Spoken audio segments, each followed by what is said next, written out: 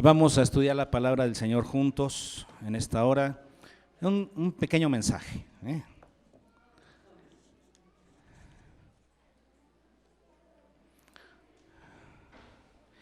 agradezco a Dios por los que la semana pasada estuvieron cubriendo nuestra ausencia. Ya estuve al tanto de todo lo que se hizo y todo, y todo muy bien. El mensaje lo escuché, me ministró Dios dio un buen mensaje la semana pasada. Gracias a Dios por eso. Entonces, pero ahora me toca a mí, ahí va. Y vamos a estudiar juntos la palabra del Señor. Vayan conmigo a Juan 4.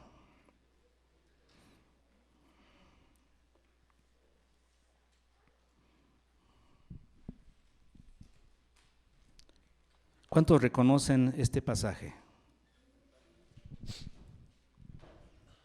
¿Cuántos lo reconocen? ¿Sí lo han leído? Es un pasaje clásico, ¿no? Jesús con la mujer samaritana.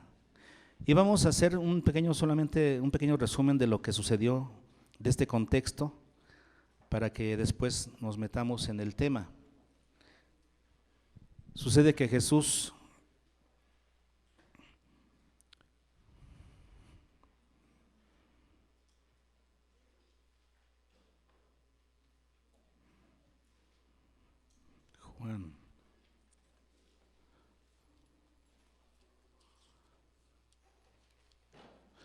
Juan 4 dijimos, ¿verdad?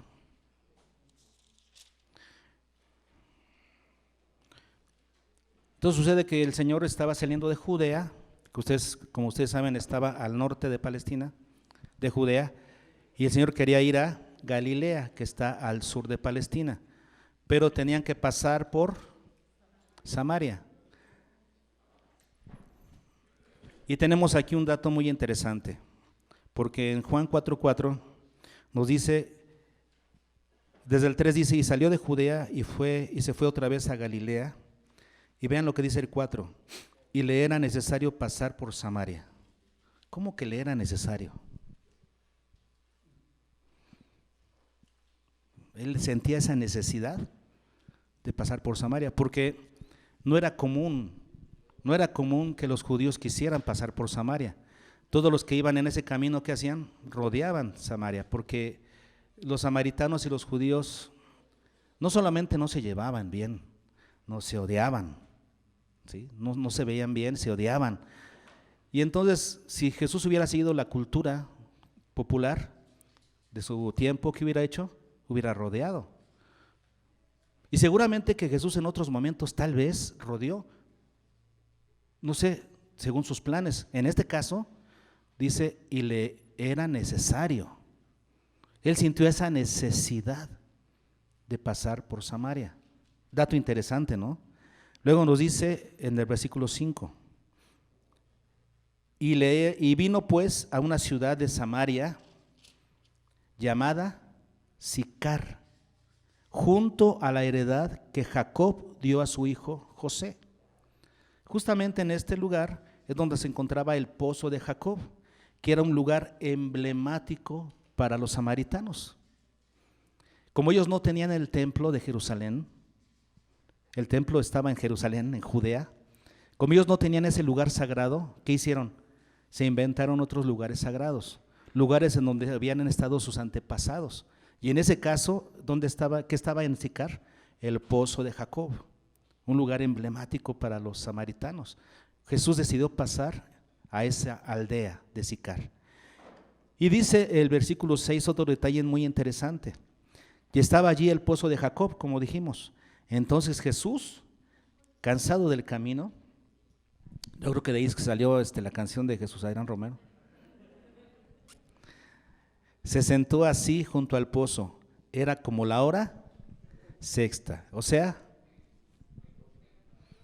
las 12 del mediodía, justo cuando arreciaba el sol, justo a la hora a la que nadie venía al pozo. No, pues, ¿quién va a ir al pozo con el pleno sol? Todo el mundo iba a sacar agua o más temprano o más tarde, no a la hora en que arreciaba el sol. ¿Quién iría al pozo a sacar agua cuando el sol estaba en pleno apogeo? solamente aquellas personas indeseables, aquellos que no querían convivir con nadie, aquellas personas que se cuidaban de los demás, aquellas personas que no tenían buena fama en la aldea. Solamente ellos son los que venían al pozo a esa hora. ¿Qué es lo que buscaba Jesús? Una oportunidad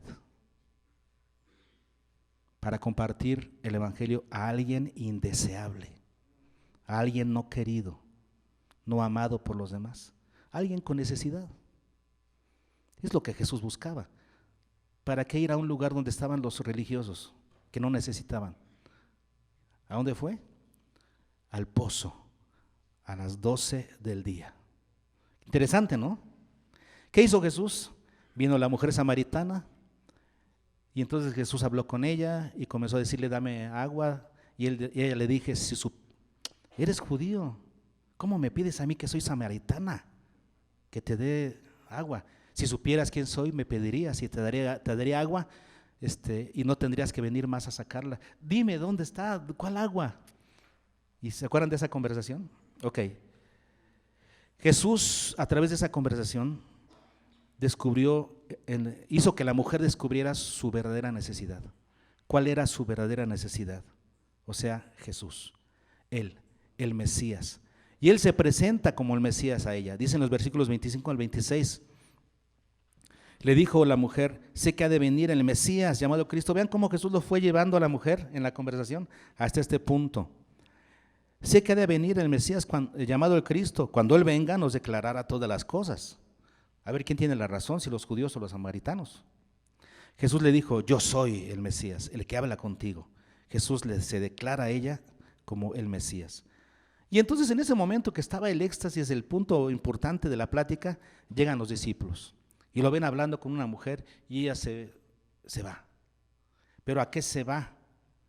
Ella se va a contarle a toda la gente acerca de Jesús. Versículo 29 y 30 dice, venid a ver a un hombre que me ha dicho todo cuanto he hecho. ¿No será este el Cristo? Entonces salieron de la ciudad y vinieron a él. ¿Qué hizo esta mujer? Se fue, sí, pero para trabajar, para atraer a más gente. Se fue recorriendo todas las ciudades, todas las casas, las casas, las calles, y diciendo, a lo mejor este es el Cristo, me dijo todo lo que yo he hecho, vengan a ver. Y la gente salió hacia él. Después de eso, después de este asunto, que la gente vino a Jesús, el resultado fue que muchos creyeron en él, en un principio por la palabra de la mujer, pero después por la palabra de Jesús mismo. Versículos 41 y 42 dice, y creyeron muchos más por la palabra de él, y decían a la mujer, ya no creemos solamente por tu dicho, porque nosotros mismos hemos oído y sabemos que verdaderamente este es el Salvador del mundo, el Cristo. La primera vez que llega el mensaje a Samaria. Ya después, Felipe. Ahorita fue Jesús en Samaria. Ahora, esto pasó, ¿no? Este es el contexto de lo que sucedió. Pero entre los versículos 30 y 41, ¿qué sucedió? Entre que la mujer se va y deja a Jesús y está llamando a la gente y está anunciando a la gente y la gente viene, en ese inter, ¿qué sucedió? Vean lo que dice el versículo 31. Dice, entre tanto, los discípulos le rogaban diciendo, Rabí, come. Entre que la mujer se va, hace ese trabajo y mientras la gente va viniendo, va llegando, ¿qué sucedió? Dice aquí, entre tanto, los discípulos le rogaban a Jesús, come. ¿Eso qué quiere decir? Bueno, fueron a buscar comida, justamente, venían del camino. Estaban cansados, Jesús se sentó del cansancio y ellos se fueron a buscar comida, regresan con comida. Lo más lógico que hubiera sido que Jesús comiera, pero rápido. Oigan, tengo hambre, ¿qué trajeron?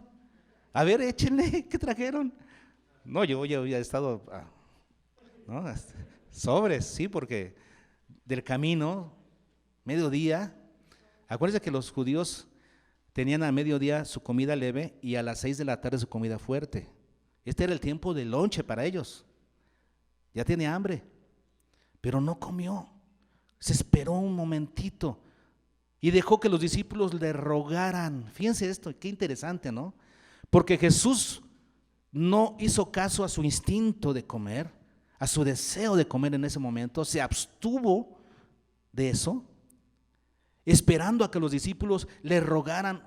Oye, come, Señor, mira, ya estamos todos entrándole y tú no, aquí está, no tienes hambre. Le rogaban, come, maestro, come. ¿Qué sucede aquí? Que Jesús está aprovechando la oportunidad para dar una enseñanza, una lección a sus discípulos. No es que Jesús no tuviera hambre, seguro tenía hambre, pero en vez de abalanzarse sobre la comida, pensó, esta es una excelente oportunidad para dar una lección a mis discípulos.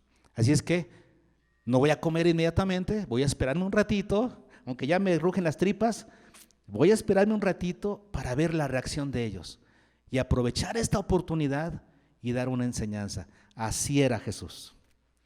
Era un maestro para aprovechar cada oportunidad que se le presentaba para dar una lección, una enseñanza a sus discípulos. Así deberíamos ser los padres, ¿no? Que nos dice que enseñemos a nuestros hijos a amar a Dios cuando andamos por el camino. O sea, aprovechando cada oportunidad, padres de familia, así tenemos que ser nosotros.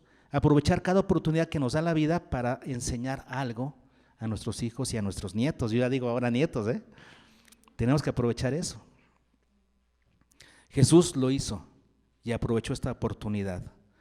Entonces, aprovechando esta oportunidad nosotros, que Jesús nos da en este pasaje, vamos a aprender algunas lecciones acerca de la obra de Dios que Jesús le enseñó a sus discípulos en este momento.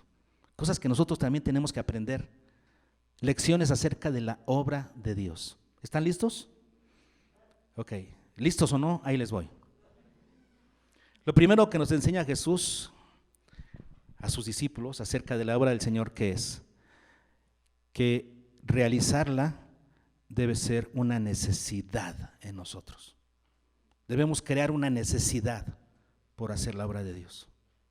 Vamos a ver la respuesta de Jesús. Él le dijo a sus discípulos, cuando ya los vio desesperados que le rogaban, come, come, Señor, ¿por qué no comes? Come ya para que nosotros también comamos, come. Ya le estaban rogando. Digo, a lo mejor hasta no comían ellos por esperarlo a él, ¿verdad? Y estaban ya, come, por favor. Bueno, Jesús espera ese momento oportuno y entonces les dice, yo tengo una comida que comer que vosotros no sabéis. ¡Ah! Híjoles, qué respuesta, los dejó picados. A ver, ¿cómo que tú tienes una comida que... ¿Cuál comida? ¿Que nosotros no sabemos? Me acuerdo cuando nosotros en la universidad, cuando yo estaba en la universidad, sí pasé por la universidad, pasé por afuerita.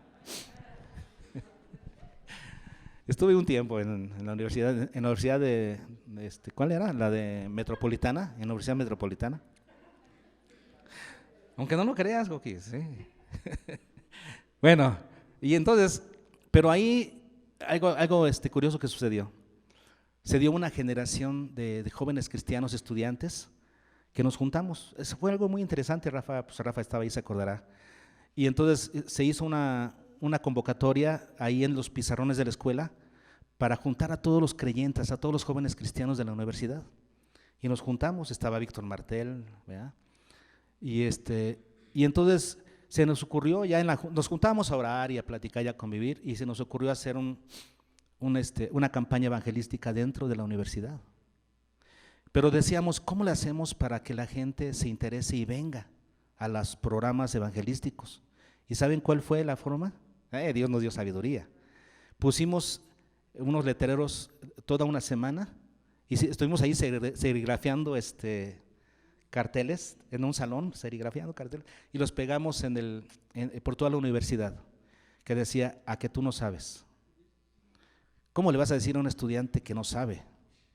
Y esto creó en ellos inquietud, ¿qué es lo que no sé? Toda la semana, y un día antes de comenzar los eventos, pusimos, a que tú no sabes que Jesucristo puede darte vida. Algo así, ¿verdad? Y comenzó la campaña. Creamos interés en ellos y surgió efecto porque fue México 80, se llenó el salón y muchos jóvenes ahí hicieron su decisión por Cristo. Fue un evento muy, muy suave. Bueno, Jesús hizo lo mismo. Les dice, yo tengo una comida que ustedes no saben. Y creó inquietud en ellos.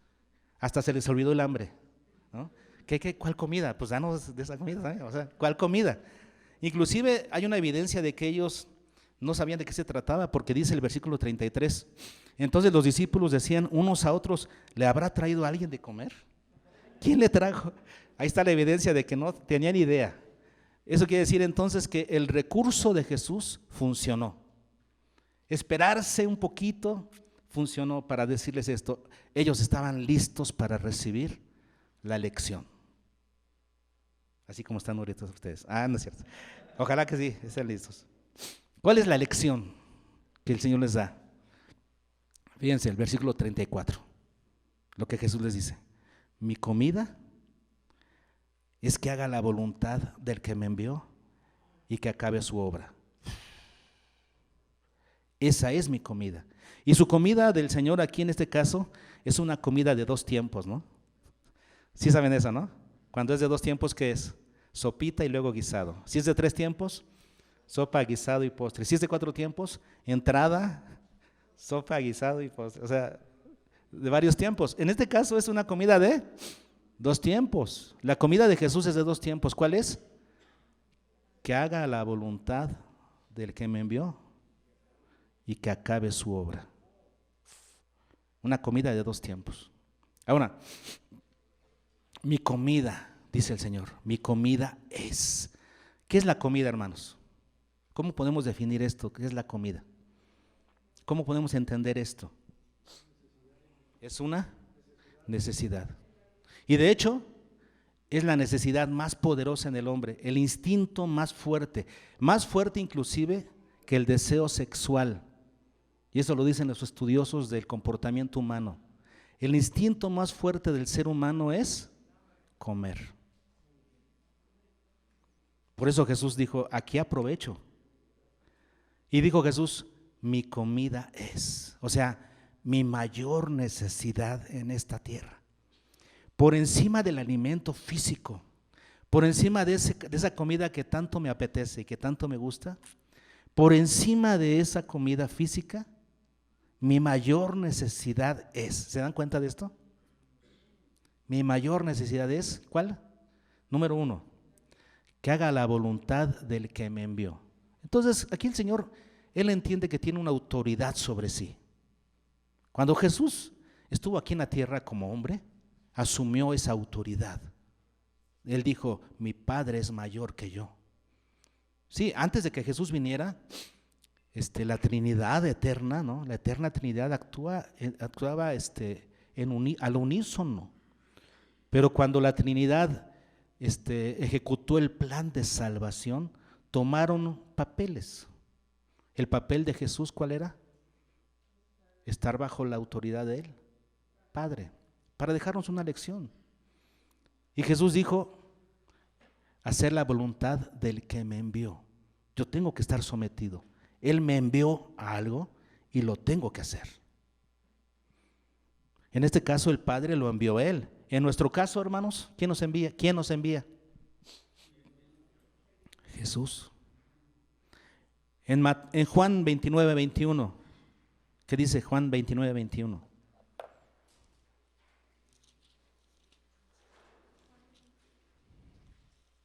Juan, no, si no tiene 29, es Juan 21. Yo creo que me equivoqué. ¿Están de acuerdo? Pero búsquenlo, por ahí está, donde les dice, no me van a ayudar, ok.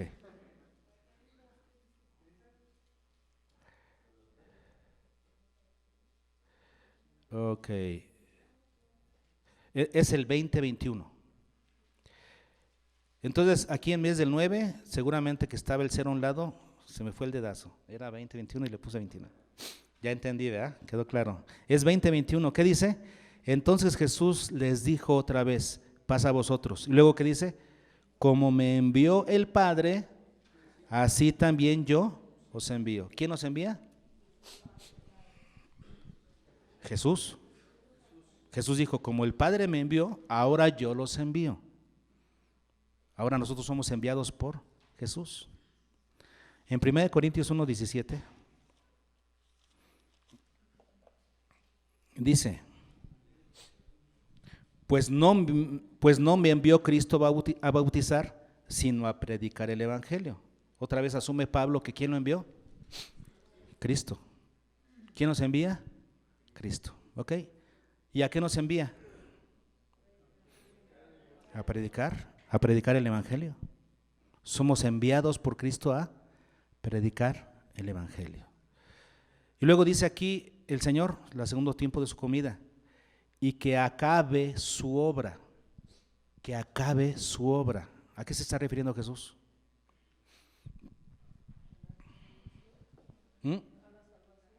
A ejecutar la salvación. La misión de Jesús en esta tierra, ¿cuál era? Morir por nosotros. Jesús vino a nacer para morir. Su misión era morir por nosotros. Todo lo demás fue preparación, todo lo demás fue cosas importantes que funcionan como un legado para su iglesia, sus enseñanzas, su vida, pero su misión, ¿cuál era la misión de que el Señor le impuso a Jesús? Que acabe su obra, que muera. Ahora, eso nos dice que también nosotros tenemos una misión que tenemos que realizar y tenemos que tener bien claro cuál es, ¿no? Nosotros ahora, pues no es morir para salvación, ¿no? ¿Sí? No, eso lo hizo Jesús. Nosotros ahora, ¿cuál es la obra que tenemos que realizar? Cada uno de nosotros tenemos algo específico de parte de Dios, porque tenemos un diseño. Eso quiere decir que Dios a cada quien le va a encomendar una tarea específica, pero indudablemente que tiene que ver con que tu vida sirva para reflejar a Cristo y que otros conozcan el evangelio. Eso es indudable. Todos fuimos llamados para que la gente conozca a Cristo a través de nuestro estilo de vida. Y ya el cómo sí varía en cada uno, ¿no? Porque Dios nos dio un diseño específico a cada quien y la forma, el lugar, las cosas específicas de nuestro llamado son específicas, son de cada quien. Pero en lo general, todos fuimos llamados a predicar el evangelio con nuestra vida y con nuestras palabras. Entonces, Jesús sabía cuál era su obra, morir por nosotros, y Él tenía que acabar su obra. Nosotros sabemos cuál es nuestra obra, ¿sí lo sabemos?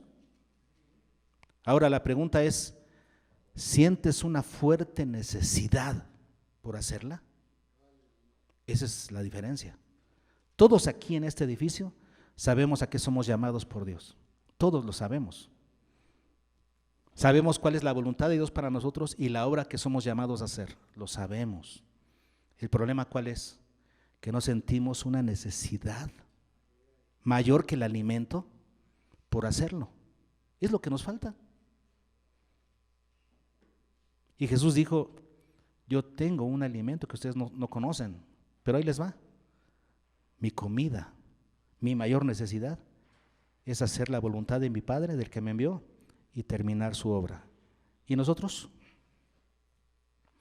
El apóstol Pablo, en 1 Corintios 9, aquí lo estamos cerca, vamos a ver, 9 versículos 16 al 17.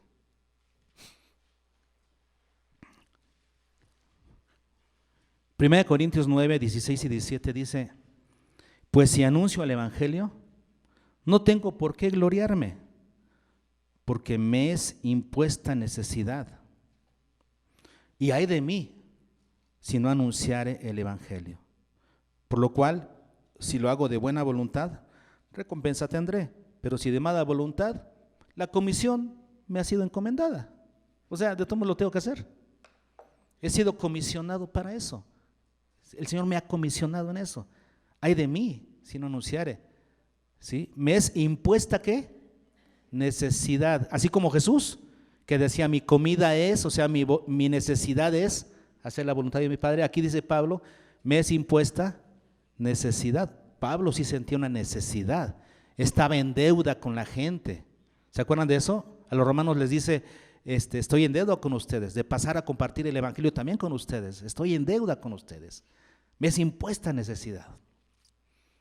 Pero eso es algo que hay que crear en nosotros. No nacemos con eso, ¿verdad? Más bien nos afamos de esa necesidad y decimos, pues hay que lo haga el evangelista, que lo haga el pastor, que lo haga fulanito de tal. Y no tenemos esa necesidad. Debiera ser en el creyente, en aquellos que somos discípulos, debiera ser una necesidad hacer la obra de Dios. Lo primero que Jesús quería que aprendieran sus discípulos, hermanos, la primera lección que quería darles, ¿cuál es? Que hacer la obra de Dios debe ser una necesidad en el creyente. ¿No? ¿Cómo se crea esa necesidad? Bueno, Jesús también nos da unos tips aquí, vamos a verlo, ¿no? La segunda lección que Jesús le da a sus discípulos en relación a la obra de Dios es que para hacer la obra de Dios necesitas tener la perspectiva correcta, una cosmovisión correcta de la vida. En el versículo 35, vean lo que les dice.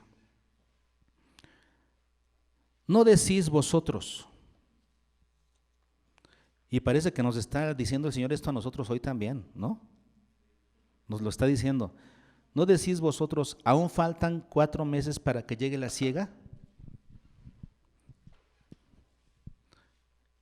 Nosotros, ¿cuál es nuestra perspectiva? No es tiempo de predicar. No es tiempo. Siempre habrá una mejor oportunidad mañana, ¿no? La gente no está lista para escuchar ahorita. Entonces, nuestra perspectiva, ¿cuál es? Hacer la obra de Dios, ¿cuándo? Después, no ahora. Nosotros siempre estamos después, habrá chance, tendremos otra oportunidad. Muchas personas nos hemos dado en la cabeza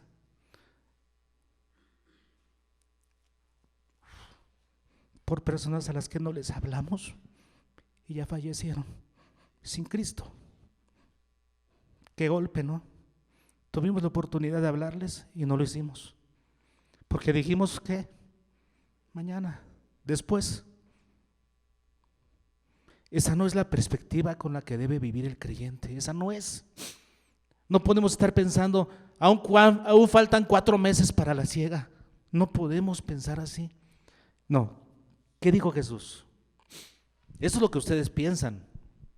Ustedes dicen faltan 4 meses para la siega. Pero ¿qué dice el Señor? Versículo 35 dice, he aquí os digo. Hermanos, el Señor nos dice, ¿ok? El Señor nos dice, primera instrucción. ¿Cuál es la instrucción del Señor? Alzad vuestros ojos. ¿Eso quiere decir que vivimos con la cabeza agachada? ¿No? Vivimos como los caballos que van trabajando cuando tienen aquí así como cuando yo voy en la calle. No reconozco a nadie. Me dice Naomi el otro día, ¿cuándo fue ayer? Dice, ¿no nos vio en la mañana que íbamos? No. Dicen que yo iba en la bici, iba hacia a la carnicería y ellas iban caminando casi a mi lado, estaban ahí haciendo ejercicio. ¿Les creen?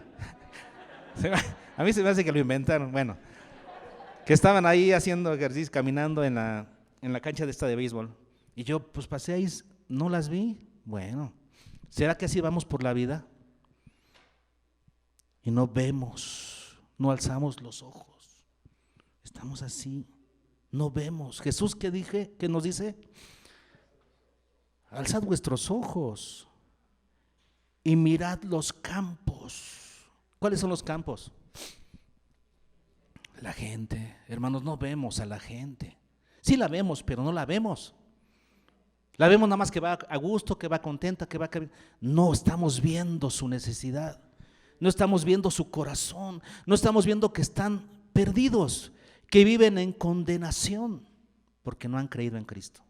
A lo mejor vemos que tienen dinero, que tienen su buen carro, que viven aparentemente felices, tienen su familia y decimos, ¿están bien? No están bien. Si no tienen a Cristo, no están bien, viven en condenación. Tenemos que aprender a alzar los ojos y mirar los campos. Si el Señor les dice, si ustedes miraran los campos, ¿no? Si ustedes miran los campos, sabrían que venir a Samaria no fue una casualidad. Si ustedes hubieran alzado la mirada y ver a la gente, sabrían que mi paso por Samaria no es una casualidad. Que venir a las 12 del día al pozo de Jacob no era una casualidad. Si ustedes pudieran alzar la mirada, sabrían que hablar con esta mujer no es un capricho, no fue un error. Era necesario encontrarla. Si ustedes pudieran alzar la mirada, verían a esas personas que ahora están viniendo por causa de esta mujer para escuchar el mensaje. Si ustedes alzaran la vista, pero no, estamos encerrados en nuestros problemas, en nuestras necesidades, en nuestra vida, en nuestra cotidianeidad, y no vemos a la gente. Si ni siquiera vemos a veces a nuestros familiares nuestros que no se han entregado a Cristo. Debemos aprender, hermanos, esos cambios en el campo, ¿no? Jesús les dijo, miren, los campos están blancos. ¿Qué significa eso? ¿Cambiaron de color? Sí, porque antes de estar blancos estaban verdes, ¿no? Ahora están blancos, ¿qué significa? Ya está el fruto. Los campos cambiaron de color, cambiaron. Nosotros no podemos ver esos cambios en la gente, no podemos ver el dolor, la catástrofe, cuando Dios los mete en un problema y causan ellos que estén humildes, que tengan necesidad, o en este caso, que tengan curiosidad. Y Dios provoca todo eso, ¿no? Porque Jesús usó a la mujer para que ella causara curiosidad en la gente y la gente viniera a Jesús por curiosidad. Ella les dijo, miren y vean, a lo mejor este es el Cristo que esperamos. Así les dijo nomás. Y ellos por curiosidad salieron. ¿Y qué le dijeron a la mujer? Ya no creemos por lo que tú dijiste, ahora creemos por Él. Lo hemos escuchado y sabemos que Él es el Cristo que tenía que venir. Los campos cambian, hermanos, de color. La gente cambia. Tenemos que aprender a ver la necesidad de la gente. Cuando la gente, cuando la gente está cambiando, a la gente la cambia, nos cambia la necesidad, el dolor. Y tenemos que estar atentos a esas circunstancias que nos dejan ver que el campo está listo. Los campos están listos para ser cegados. Hermanos, no bajemos la mirada, no, alcemos la mirada y miremos los campos. No nos conformemos con ver a la gente contenta, entre comillas. Veamos su verdadera necesidad. Esta es la segunda lección que Jesús le enseña a sus discípulos, ¿no? ¿Cuál es la segunda lección? ¿Tú crees que faltan 4 meses? No. Mira hoy, la gente necesita. Los campos están blancos, la gente está necesitada de Dios. A lo mejor la gente no lo sabe, pero Jesús creó necesidad en la mujer, ¿no? La mujer se sentía bien, pero en la plática con ella, Jesús creó en ella la necesidad de Dios. Es lo que tenemos que hacer. La tercera lección que Jesús le enseña a sus discípulos acerca de la obra de Dios. ¿Cuál es? Bueno, tenemos que aprender que la obra de Dios es de Dios. Y eso quiere decir que tiene estrategias divinas. Y dentro de la estrategia de Dios, tenemos aquí esta interesante lección para nosotros. Versículos 36 y 37. Y el que ciega recibe salario y recoge fruto para vida eterna, para que el que siembra goce juntamente con el que ciega. Aquí el Señor está hablando entonces de 2 tareas diferentes, pero complementarias. Cuando nosotros nos involucramos en la obra de Dios, tenemos que entender, aprender, ¿verdad? Que nos debe quedar bien claro que existen 2 tareas principales. Uno es el que siembra y otro es el que ciega. Nos queda muy claro que entonces existen 2 dos trabajos. Sin embargo, se complementan, porque dice aquí, es el versículo 36, y recoge fruto para vida eterna, para que el que siembra goce juntamente con el que ciega. Eso quiere decir que la recompensa es de ambos. Es como cuando estamos en un matrimonio, ¿no? Si en el matrimonio uno es el que trabaja y el otro se queda en casa, ¿eso qué quiere decir? Que el que trabaja gana ese sueldo y es suyo, y el que se queda en casa no tiene nada. ¿Sí? Pues no, ¿verdad? Claro que no. ¿Qué significa? Que ese sueldo es de los dos, porque uno se queda en la casa a atender a los hijos, a tener todo listo, es parte del trabajo. Nosotros tenemos que decir, mira lo que ganamos. Esto es lo que ganamos, es de los dos, ¿no? Así debería de ser. Así es lo mismo aquí. Uno siembra, otro ciega, pero la recompensa es la misma para los dos. Es una misma recompensa para ambos, porque son trabajos diferentes, pero complementarios. El que siembra. ¿Quién es el que siembra?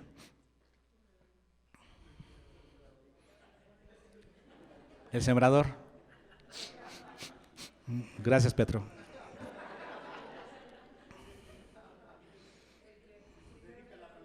El que predica la palabra. Ahora, ¿cuántos sembradores puede haber en la tierra? Muchos. ¿Y cuántas veces puedes sembrar en la misma tierra, no? La palabra y seguirle dando.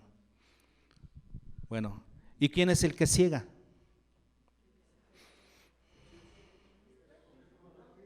El que recoge el fruto, o sea, en este caso, si el que siembra es aquel que predica el evangelio, ¿quién es el que ciega? El que lo ministra una vez que la ha recibido. Eso quiere decir, es el proceso que sigue a haber creído. Si la persona cree, en ese momento tú ya cegaste, diríamos, a esa persona y comienzas en esa persona el proceso del discipulado, ¿no? El proceso del discipulado. Entonces tomas a la persona y la consolidas en la fe y la llevas en el camino del Señor a que se convierta en un sembrador, por supuesto.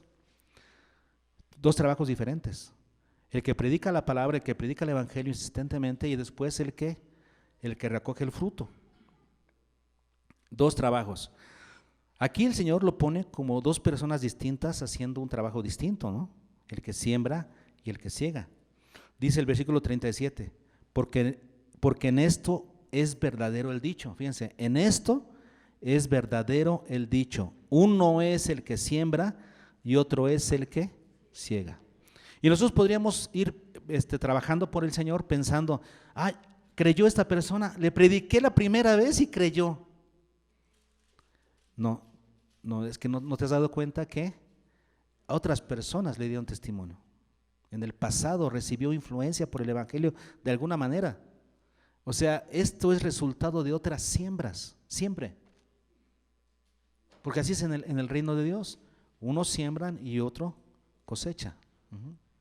Así es que tú a lo mejor no sabes quién fue, a lo mejor no tienes entendido esto, pero debes tener a ciencia cierta entendido que otros invirtieron en la vida de esa persona. Y este fue su momento, ¿no? Te tocó cosechar. A veces te toca sembrar y a veces te toca cosechar, ¿sí? Eso nos debe quedar bien claro, porque a veces tenemos coraje o tenemos un poquito de celo de que a la persona a la que le hablé ya está yendo a otra iglesia y decimos, no señor, yo trabajé. Sí, pero trabajaste para el mismo patrón de la otra iglesia. Digo malo si se fue con los mormones, ahí sí, pues ya, ni modo. Pero igual no era tu responsabilidad, ¿no? Si predicaste bien, o con los testigos sin Jehová. Pero la verdad es esa, es el reino de Dios, es la obra de Dios, Él es el Señor, y entonces Él permite que nosotros estemos en ese proceso de sembrar el evangelismo. El evangelismo es un proceso en las personas, se les habla, se les da testimonio, y llega un momento en el que creen. Algunos más rápido, otros más lento, pero es un proceso. Vean cómo lo dice el Señor en el versículo 38. yo os he enviado, fíjense, en este caso le dice a sus discípulos, yo os he enviado a cegar lo que vosotros no labrasteis. Otros labraron y vosotros habéis entrado en sus labores. Sí, así es en la obra de Dios. ¿Sí? Yo trabajo y otro entra en mis labores y hace y otro entra en las labores. Es que la labranza es del Señor, el campo es del Señor y Él envía a sus obreros, a sus trabajadores. Así que no podemos decir, este es mi campo. No, yo trabajé esto, me toca a mí. No. Él es el Señor. Así es que tú entraste a la labranza de otros y otros van a entrar a tu labranza. Así es. Todos trabajamos para el mismo Señor. Y le dice el Señor, yo los he enviado a trabajar lo que otros labraron. Es como una carrera de relevos, ¿no? Entonces uno comienza y luego otro sigue, pero la medalla al final es para el equipo. Todos reciben recompensa, pero fueron trabajando en diferentes momentos. En este caso, le dijo Jesús a sus discípulos, yo los he enviado a cegar lo que no trabajaron. Ah, caray, ¿cómo?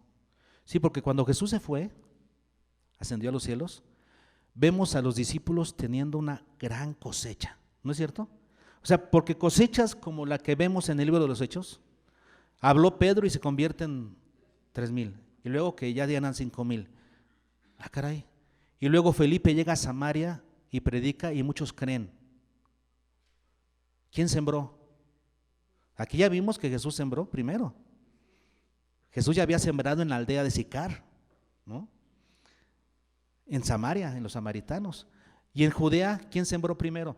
Antes de Jesús estaba Juan el Bautista, preparando el camino del Señor. Luego, Jesús. En el caso de Samaria, de Sicar, la samaritana. Ella preparó el corazón de otros. Y en otras ocasiones, no vamos a saber. Van a haber muchas ocasiones en las que ni siquiera sepamos por dónde vino la influencia, pero debemos estar ciertos de esto. Dios movió a las personas, Dios movió su personal para estar testificando a esas personas. Nosotros podemos ser parte de ese proceso en esa persona o podemos llegar al éxtasis en el que la persona crea y cosechar lo que otros trabajaron. Así es la obra del Señor. Es que a veces nos tocará sembrar, a veces cosechar, pero la recompensa será la misma. ¿Ok? Es una lección que hay que aprender en la obra de Dios. Conclusión, hermanos. Hoy hemos visto entonces algunas lecciones que Jesús le dio a sus discípulos acerca de la obra de Dios. ¿Sí? La primera lección: hacer la obra de Dios debe ser una necesidad en el creyente. Una necesidad más fuerte que el alimento. La pregunta para nosotros es, ¿tenemos esa necesidad por hacer la obra de Dios? ¿La tenemos? ¿O la necesitamos todavía fomentarla más en nosotros? ¿Cómo se logra tener esa necesidad? ¿Cómo lo logramos para tener esa necesidad? Necesitamos tener una perspectiva correcta. La perspectiva que Jesús nos quiere enseñar, ¿cuál es? Ustedes dicen que falta tiempo, que mañana, pero yo les digo, alcen la mirada, vean a la gente está preparada, los campos están blancos, prediquemos el evangelio. Por eso le dice Pablo a Timoteo, predica a tiempo y fuera de tiempo, predica, la gente está preparada. Está necesitada de Dios. Y la tercera lección, ¿cuál es? Ajústate a la estrategia divina. A veces vas a ser el que siembra, a veces vas a ser el que cosecha. Estás en la obra de Dios, así es que haz el trabajo y deja que otros entren en las labores. ¿Sí? Que el trabajo sea hecho. No seas celoso, ¿no? Como algunos le dijeron a Juan el Bautista, mira, ya están siguiendo a Jesús, aquellos que tú bautizaste, sí, que vayan con él, que se vayan con él. Y cuando Moisés le dijeron, mira, algunos profetizan en el campamento, ojalá todos profetizaran. Y cuando a Jesús le dijeron sus discípulos, estos están echados fuera demonios, el que no es contra nosotros es por nosotros. O sea, que entren en las labores, que prediquen, que la palabra sea predicada ahí y que haya mucha cosecha para su gloria. Jesús quiere que seamos pescadores de hombres. Así es que yo te invito a que pruebes esta otra comida de la que Jesús estaba hablando. Hacer la voluntad del Señor. Manos a la obra, hermanos. A trabajar por el Señor. Amén.